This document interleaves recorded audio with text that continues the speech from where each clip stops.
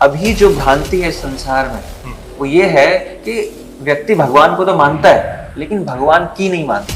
श्रीमद् भागवत गीता आदमी को क्यों पढ़नी चाहिए? तो जो गीता है ये वेदों का सार है। पब में जाना, गर्लफ्रेंड बनाना, यहाँ पर भी वही सारी चीज कर रहे हैं, खा रहे हैं, पी रहे हैं, हंस रहे हैं, डांस कर रहे हैं, सारान कर रहे हैं, सब कुछ कर रहे हैं। हिरन भागता है, पानी देखता है, पानी दिखाई देता है उसको, लेकिन वहां जाकर देखता है पानी है ही नहीं। अचानक से सब छोड़ने का और फिर उसके बाद भक्ति के मार्ग पर, और श्री कृष्ण ही क्यों?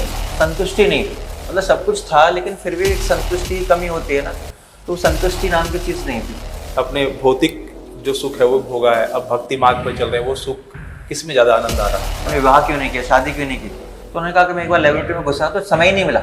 लोग पूजा पाठ करते हैं, वो भी अपने आप को भक्त कहते हैं। एक भक्ति मार्ग पर चलना, उन संतों में और जो आप हैं उनमें क्या फर्क है? नमस्कार, टुडे एक्सप्रेस 24/7 देख रहे हैं आप मेरे साथ, और मैं हूं देव सम्राट। भक्ति और पूजा पाठ अक्सर आपने नाम सुने होंगे, और ये इसमें अंतर भी कुछ ज़्यादा नहीं है, लेकिन सवाल इनके बीच कई है।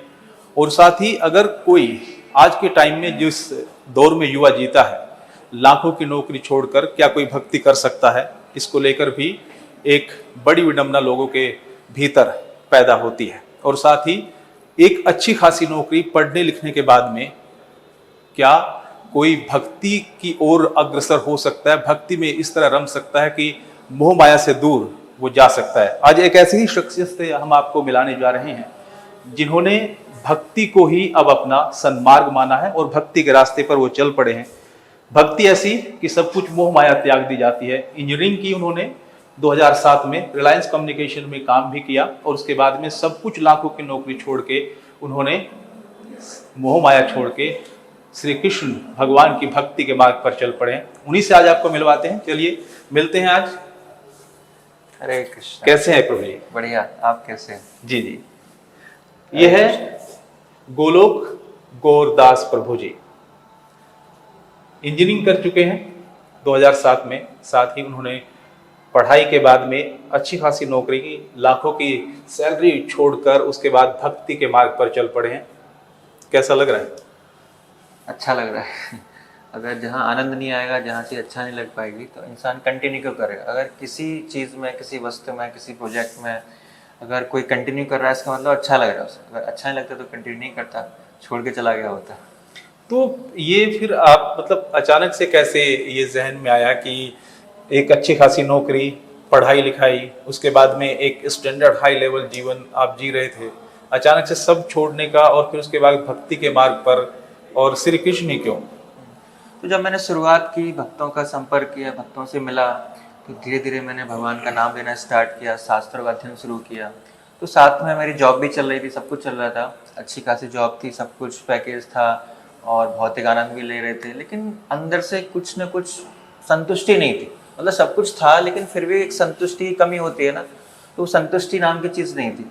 तो फिर हमने शास्त्रों गहन अध्ययन शुरू किया, और जो बड़े गुरु जी हैं उनसे अध्यक्षता में मैंने शास्त्रों का अध्ययन किया, तो लगा कि वास्तव में जो सुख हम ढूंढ रहे हैं जिन चीज़ों में, उनमें सुख नहीं है। वास्तव में सुख कहाँ मिलेगा? जब हम भगवान से कनेक्ट करेंगे, अपने आप को भगवान से संबंधित कार्य करेंगे, तो असली आनंद वहाँ पर है।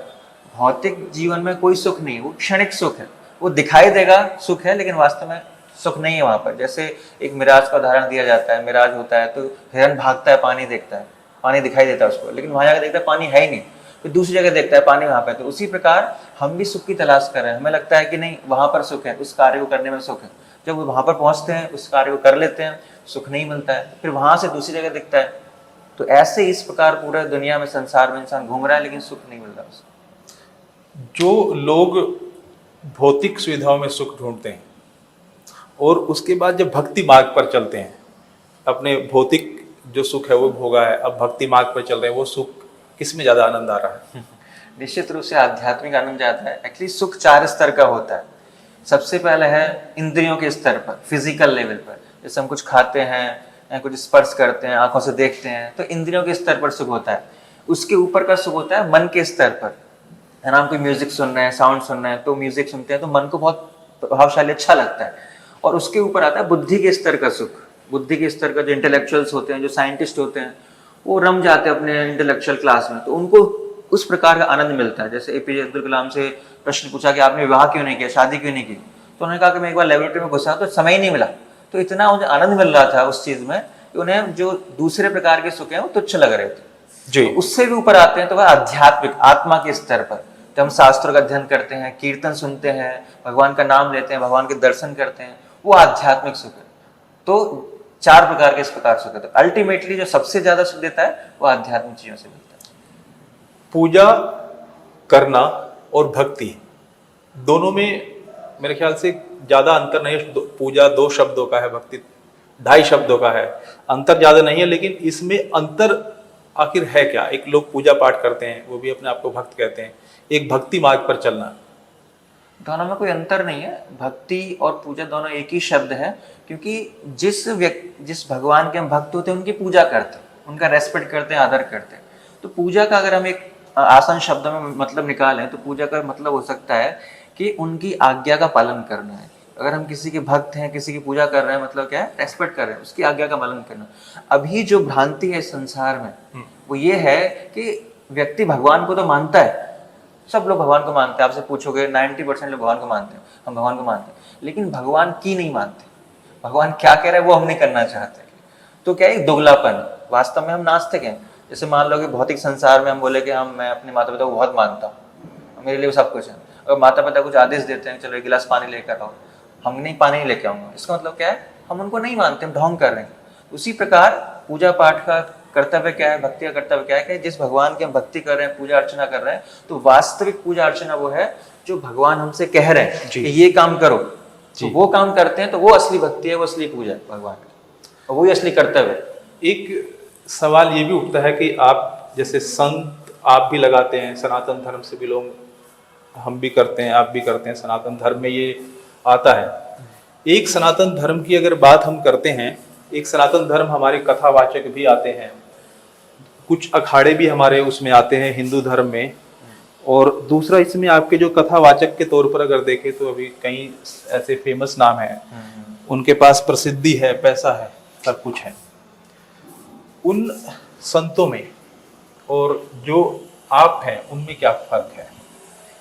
नहीं, ज्यादा फर्क हम नहीं कह सकते। वो भी सनातन धर्म का भगवान के नाम का प्रचार ही कर रहे हैं, तो भगवान की टीचिंग से उनका ही प्रचार वही कर रहे हैं। जो शास्त्रों में लिखा है वही हमको भी बता रहे हैं, और जो शास्त्रों में लिखा है हम भी बता रहे हैं। वो मास प्रीचिंग कर रहे हैं, एक पंडाल लगाते हैं, बट हमारे जो प्रचार की शैली है थोड़ा सा डिफरेंट हो सकती है। हम कॉलेज वगैरह में जाते हैं, हम स्कूल्स में भी जाते हैं, हम जेल्स में भी जाते हैं, तो हम कई जगह जाकर हर प्रकार के क्राउड को इन्वॉल्व करते हैं। हम झुग्गियों में भी जाते हैं, वहाँ प्रसाद डिस्ट्रीब्यूट करते हैं। तो हर प्रकार के क्राउड को हम प्रयास करते हैं कि इन्वॉल्व करें, उसको प्रचार करने का प्रयास करें। वहाँ पर क्या है कि वो एक जगह बैठे हैं, जो आएगा वो सुनेगा, है ना। कोई फॉलोअप सिस्टम नहीं है ना। शिक्षा दे दी उन्होंने, लेकिन उसको कौन कितने लोग फॉलो कर रहे हैं वो, लेकिन यहाँ पर एक फॉलो सिस्टम है। फॉलोअप लेते हैं कि अच्छा क्लास में कितने लोग आ रहे हैं, रेगुलर कितने आ रहे हैं, कितना उन प्रगति कर रहे हैं, कितनी माला करते थे, कितने अनर्थ उनके छूट गए, कितनी गलत आदतें छूट गई। तो प्रॉपर रिकॉर्डिंग है, सिस्टम है, रिपोर्टिंग है। तो इस तरह लोग धीरे धीरे सीखते हैं, आगे बढ़ते हैं। क्योंकि ये कलयुग है, कलयुग में इंसान कोई करना नहीं चाहता सुन के, उसको पुश चाहिए होता है, बार बार बोलना पड़ता है, सिखाना पड़ता है, करके दिखाना पड़ता है, तब इंसान करता है, तो इंसान फॉलो कर पाए। श्रीमद् भागवत गीता को लोग अक्सर, जब महाभारत सीरियल बना उसके बाद लोग जानने लगे श्री कृष्ण ने क्या कहा था। उसके बाद शील प्रभुपाद जी ने इसको आगे बढ़ाया, भगवत गीता को लोगों में आगे बढ़ाया, प्रेरणा दी कि आगे इनको पढ़ना चाहिए। उसके बाद जो अनुयायी है, जैसे आप हैं और भी बाकी लोग हैं, पढ़ने के लिए प्रेरित करते हैं। और अब सवाल ये उठता है कि हालांकि लोग काफ़ी हद तक लोग जानते होंगे, सवाल ये उठता है कि श्रीमद् भागवत गीता आदमी को क्यों पढ़नी चाहिए? बहुत अच्छा प्रश्न है आपका। और कई बार लोगों के मन में प्रश्न आता है कि भगवत गीता क्यों पढ़ें। तो जिस प्रकार हम कोई भी इक्विपमेंट खरीदते हैं बाहर से, वॉशिंग मशीन लाते हैं, टेलीफोन लाते हैं, तो उसके साथ क्या है कि आपको एक मैनुअल बुक मिलती है कि इस मशीन को कैसे चलाना है। तो अगर हम उस बिना मैनुअल बुक को पढ़े उस मशीन को चलाएंगे तो क्या होगा, अपने आप को नुकसान पहुंचाएंगे या फिर मशीन को नुकसान पहुंचाएंगे। तो उसी प्रकार जब भगवान ने संसार रूपी मशीन बनाई तो उसके साथ क्या है, मैनुअल दिए, शास्त्र दिए कि किस प्रकार इस संसार में जीना है। अगर आप सही तरह से जीना चाहते हो तो किस प्रकार सुखपूर्वक आप जी सकते हो, तो भगवान ने शास्त्र में दिया है। लेकिन हम क्या कर रहे हैं, जिस प्रकार बिना मैनुअल बुक पढ़े मशीन को ऑपरेट कर रहे हैं, हमने शास्त्र नहीं पढ़े लेकिन संसार में जी रहे हैं। एक्सपेरिमेंट करना, प्रयोग करना, अच्छा ये करके देख लेते हैं, अच्छा शादी करके देख लेते हैं, अच्छा वहाँ हाउस खरीद के देख लेते हैं, अच्छा ये करके देख लेते हैं। तो इसीलिए क्या हो रहा है कि हमें सही सुख आनंद नहीं मिल पा रहा है। लेकिन हम शास्त्रों का अध्ययन करेंगे, मैनुअल्स बुक को पढ़ेंगे, तो फिर क्या है, हमें पता है कि इस मशीन को सही तरह से ऑपरेट कैसे करना है। तो इसीलिए भगवत गीता का अध्ययन करना बहुत आवश्यक है, क्योंकि इतने सारे वेद पुराण हैं, इतना सारा अध्ययन हम नहीं कर सकते। तो जो गीता है ये वेदों का सार है, कुंजी है, इसलिए भगवत गीता का अध्ययन हमें बहुत आवश्यक है। भगवत गीता को पढ़ने से हमें पता पड़ेगा कि इस संसार में किस प्रकार जीवन यापन करना है, सुखपूर्वक कैसे जिया जाए। अगर हम नहीं पढ़ेंगे तो निश्चित रूप से इस जीवन को हम सफल नहीं बता सकते। जो आज का यूथ है, आपने अक्सर देखा होगा कि उसका सैटरडे संडे पार्टी करना, पब में जाना, गर्लफ्रेंड बनाना, डिस्को जाना, उसके अलावा हर सैटरडे संडे पार्टी करना, मौज मस्ती करना, लॉन्ग ड्राइव पे जाना। वो यूथ कैसे समझे कि जो असली भक्ति है अगर उसमें आता है, वहाँ पे जो मौज मस्ती है वो ना छोड़ के भक्ति में मौज मस्ती है, उनके लिए आप क्या कहना चाहेंगे? निश्चित रूप से हम अपने एक्सपीरियंस से भी देख सकते हैं पहले तो, कि हम जो बार बार रिपीटेड चीज़ कर रहे हैं, क्या वास्तव में उससे आनंद मिल रहा है? अगर नहीं मिल रहा तो कुछ ना कुछ कमी है, हम गलत एज्यूम कर रहे हैं। तो उस सिस्टम को छोड़कर हमें कुछ सिस्टम को और फॉलो करने का प्रयास करना चाहिए, अध्ययन करना चाहिए, शास्त्रों का अध्ययन करें, लोगों से पूछें कि क्या वास्तविक सत्य है। तो जब तक हम ज्ञान अर्जित नहीं करेंगे, या फिर हमें एक बार टेस्ट करना चाहिए आकर मंदिर वगैरह में शास्त्रों का अध्ययन करके, एक बार उस जीवन को भी टेस्ट करें, और निश्चित रूप से हमें उसमें भी खुशी मिलेगी। अध्ययन करेंगे, गाइडेंस ले सकते हैं। जैसे हमारे यहाँ पर कई सारे युवा जुड़े हुए हैं, कई सारे यूथ का आते हैं, 20 साल से लेकर 28 साल तक आते हैं, और लोगों को आनंद मिल रहा है। संडे सैटरडे वो क्या करते हैं, सैटरडे शाम को आते हैं, यहाँ पर स्टे करते हैं रात को, और संडे पूरा भगवान की सेवा करते हैं, मॉर्निंग प्रोग्राम करते हैं, चैंटिंग करते हैं, कीर्तन करते हैं, डांस करते हैं, प्रसाद पाते हैं, पूरा दिन एंगेज रहते हैं। वो असली आनंद ले रहे हैं, तो बाहर वो आनंद नहीं है। वास्तव में वो सारी आनंद यहाँ पर है। यहाँ पर भी वही सारी चीज़ हम कर रहे हैं, खा रहे हैं, पी रहे हैं, हंस रहे हैं, डांस कर रहे हैं, सारा आनंद कर रहे हैं, सब कुछ कर रहे हैं, और युवा को खुश है। यहाँ पर कोई नशा इत्यादि कुछ है नहीं, आराम से शुद्ध शाकाहारी भोजन। जो गोलोक गौरदास प्रभु जी हैं, उन्होंने भौतिक जीवन या भक्ति के मार्ग पर चल रहे हैं, याद आती है उस जीवन की? याद तो नहीं आती, याद किसी चीज़ को इंसान तब मिस करता है जब वो उसके हृदय से लग रहा हो। बट एक्चुअली जैसे मैं एक उदाहरण देता हूँ आपको, जैसे मान लो कि कभी हम गरीबी में जी रहे हैं, हमारे पास खाने के लिए कुछ है नहीं, है ना, तो गरीबी में खिचड़ी खा रहे हैं, खाली खिचड़ी का जीवन यापन कर रहे हैं। लेकिन आगे जाकर हम अमीर हो जाते हैं और हमें 56 भोग खाने को मिल रहा है, तो 56 भोग के सामने में खिचड़ी की याद थोड़ी ना आएगी। तो अब जब हमें जो आनंद मिल रहा है वो अच्छे स्तर का मिल रहा है, तो वो आनंद हमें क्यों याद आएगा? कि अब तो हमें वो लगता है कि अच्छा हुआ कि हमने वो चीज़ छोड़ दी जी। हायर टेस्ट हमको मिल रहा है। एक बार जब हायर टेस्ट मिल जाता है तो फिर लोअर टेस्ट के इंसान नहीं जाता है। लोगों को शराब में आनंद आता है, लेकिन जो भक्ति करता है, भगवान का नाम लेता है, तो सारे गलत आते हैं। देखते हैं जो यूथ जुड़ा हुआ है उसके अंदर गलत आते होते धीरे धीरे सारे छूटते चले जाते हैं। तो प्रभु जी, एक सवाल और जहन में आता है। एक मैंने कहीं आपकी वीडियो देखी थी कि जो शास्त्रों को लिखा गया है, एक जगह आपने कहा है कि शास्त्र क्या गलत नहीं हो सकते, तो क्या वाकई में शास्त्रों में कुछ गलत लिखा गया है, कुछ गलती हुई है? अच्छा प्रश्न है आपका कि शास्त्र कभी गलत नहीं हो सकते या शास्त्र में कोई त्रुटि नहीं है जी। क्योंकि शास्त्रों को बोला था ये अपौरुषेय है। वेद मतलब अपौरुषेय, मतलब अपौरुषेय का मतलब होता है किसी भी पुरुष के द्वारा नहीं लिखे गए, डायरेक्ट भगवान के अवतार हैं वेद व्यास, उन्होंने इनकी रचना की है। तो जो पुरुष लिखता है उसमें गलती होती है, क्योंकि पुरुष के अंदर 4 डिफेक्ट होते हैं, 4 कमियां होती हैं जी, है ना। तो सेंसेस जो है इम्परफेक्ट है, उसके इंद्रियां अपूर्ण है, वो भ्रमित हो जाता है, गलतियां करता है, और धोखा देने की प्रवृत्ति उसके अंदर है। इसीलिए जो पुरुष जो भी लिखता है उसके अंदर संशोधन की आवश्यकता होती है। जैसे कई बार पुस्तकें लिखती हैं तो हर साल सिलेबस चेंज हो जाता है। साइंटिस्ट कुछ थ्योरी लिखते हैं, अगले साल वो कहते हैं नहीं ये गलत थी, दोबारा उसको इम्प्रूव करके लिखना पड़ता है। क्यों? क्योंकि वो परफेक्ट नहीं है। लेकिन कभी हमने देखा भगवद्गीता के 700 श्लोक हैं कि भगवद्गीता का दूसरे अध्याय का 15वां श्लोक, अभी हम इसको अच्छी तरह से कर रहे हैं, इसमें कुछ गलती थी, ऐसा कोई संशोधन नहीं हुआ। लेकिन हम देखते हैं कि भौतिक वस्तुओं में जितने भी बुक्स हैं उसमें काफ़ी सारा संशोधन हो चुका है, संविधानवर्ती संशोधन हो चुके हैं, या कुछ और हमारे जो मटेरियल बुक्स पढ़ते हैं, किताबें पढ़ते हैं, उसमें हर साल कुछ ना कुछ संशोधन होता है। लेकिन आज तक हमने भगवद्गीता के अंदर या वेदों के अंदर कोई संशोधन नहीं पढ़ा, इस श्लोक को चेंज कर दिया गया, नहीं पढ़ा, क्योंकि अपौरुषेय है। जैसे वेद व्यास जी लिखे थे वैसे ही आज भी हम पढ़ते जा रहे हैं। जी।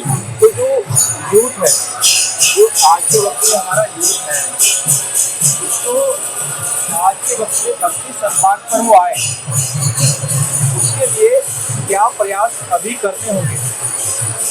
निश्चित रूप से अगर वास्तव में आइडियल स्थिति तो ऐसी है कि आइडियल हमें क्या करना चाहिए कि ये शिक्षा पेरेंट्स का काम है। माता पिता को ऐसा इन्वायरमेंट देना चाहिए, वातावरण देना चाहिए ऐसा माँ भक्ति का कि व्यक्ति अपने आप से ही भगवान को जाने, प्रश्न उसके अंदर होने चाहिए तो अपने आप ही जुड़े। लेकिन आजकल माता पिता के अंदर खुद संस्कार नहीं है तो अपने बच्चों को क्या देंगे वो।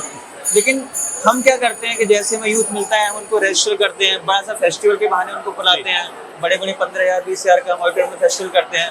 कुछ उनको जो आकर्षित लगता है, डांस कॉम्पिटिशन रखते हैं, जो उनको आकर्षित चीजें लगती हैं उनको बुलाकर उनको आकर्षित करते हैं, फिर उनका हम रजिस्ट्रेशन करते हैं। फिर हमारा एक प्रॉपर एक कोर्स है, 7 डे कोर्स, जिसको बोलते हैं जर्नी ऑफ सेल्फ डिस्कवरी, जिसमें आत्मसम्मान की यात्रा, आत्म साक्षात्कार की यात्रा कोर्स है। तो 7 दिन जब वो सीखता है, अपने सनातन धर्म के बारे में जानता है, भगवान के बारे में जानता है कि मैं कौन हूँ, भगवान कौन है, मेरा भगवान से क्या संबंध है, और भगवान की पूजा मैं क्यों करूँ, इतने सारे धर्म क्यों हैं, और अच्छे लोगों के साथ बुरा क्यों होता है, तो काफी सारे प्रश्नों का उससे उत्तर मिलता है। तो फिर उसके आगे और बढ़ने की इच्छा होती है।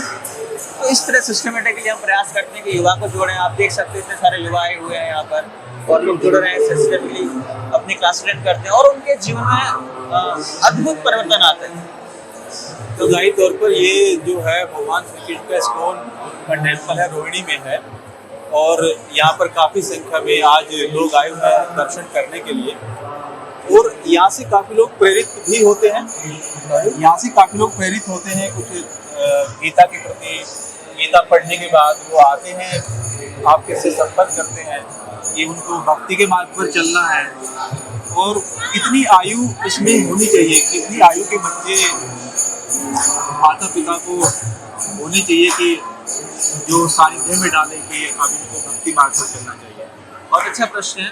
प्रहलाद महाराज जो है गौतम में बताते हैं कि कौमारा माचरित प्रज्ञा, मतलब कुमार अवस्था से हम भक्ति स्टार्ट कर सकते हैं। मतलब 5 वर्ष की अवस्था से इंसान के अंदर बुद्धि डेवलप हो जाती है, वो चीज़ों को समझता है।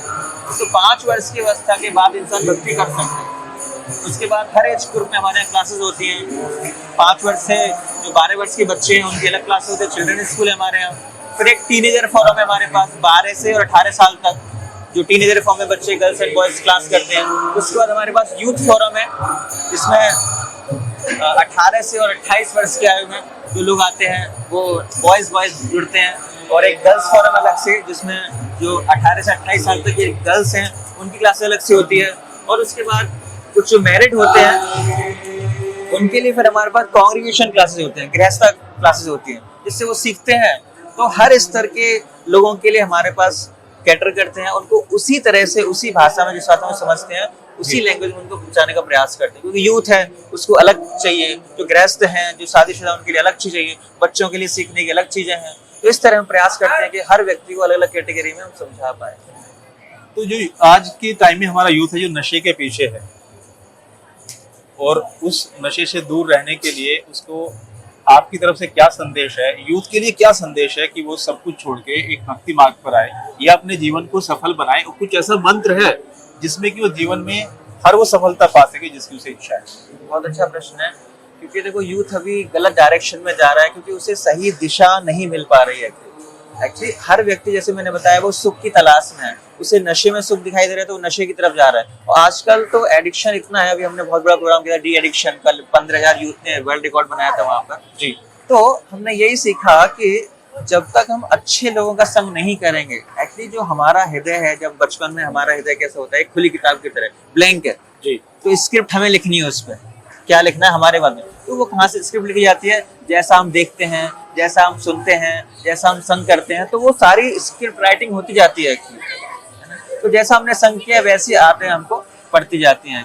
तो अगर हम शुरुआत से ही अगर अच्छा संग करेंगे, अच्छा सुनेंगे, अच्छा दिखाया जाएगा हमारे को, तो निश्चित रूप से हम जल्दी जुड़ पाएंगे भक्ति के प्रति। तो मैं तो यूथ को यही संदेश दूंगा कि अगर आपको सही वास्तव में आनंद भी लेना है तो एडिक्शन में कुछ नहीं रखा है। अब कितना भी नशा कर लो, हम देखते हैं नशे से आज तक किसी का भला नहीं हुआ है। इसीलिए मैं भगवत गीता का संदेश है उसको आप स्वीकार कीजिए भगवद गीता पढ़िए, है ना। और एक मंत्र है हरे कृष्ण कृष्ण कृष्ण हरे हरे, हरे राम राम राम हरे। मंत्र का मतलब होता है मना इति त्रायते इति मंत्रा, जो मन को तार देता है, जो मन को कंट्रोल करना सिखाता है, उसको मंत्र कहते हैं। तो अगर हम इस मंत्र का साथ साथ जप करते हैं, चैंटिंग करते हैं, कीर्तन करते हैं, तो मन को कंट्रोल करने में हमें हेल्प मिलेगी। जिससे क्या होगा कि हम जो कोई भी कार्य कर रहे हैं, जैसे पढ़ रहे हैं तो पढ़ने में मन नहीं लगता, तो पढ़ने में ज्यादा मन लगेगा। गलत आदतों की तरफ से धीरे धीरे अपने आप ही स्वतः ही धीरे धीरे हम निकलते जाएंगे।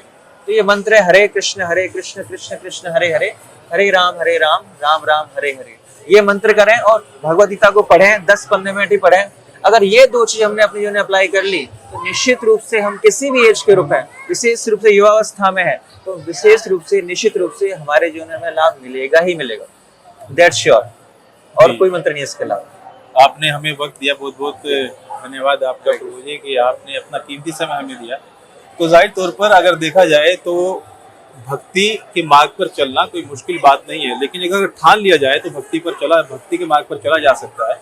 और भौतिक सुख और भक्ति सुख में सिर्फ इतना फर्क है कि भक्ति मार्ग पर आने के बाद में आदमी को जो सुख मिलता है वो सुख ऐसा है कि उसे कभी भुलाया नहीं जा सकता। फिर मिलेंगे किसी शख्सियत के साथ, तब तक के लिए नमस्कार।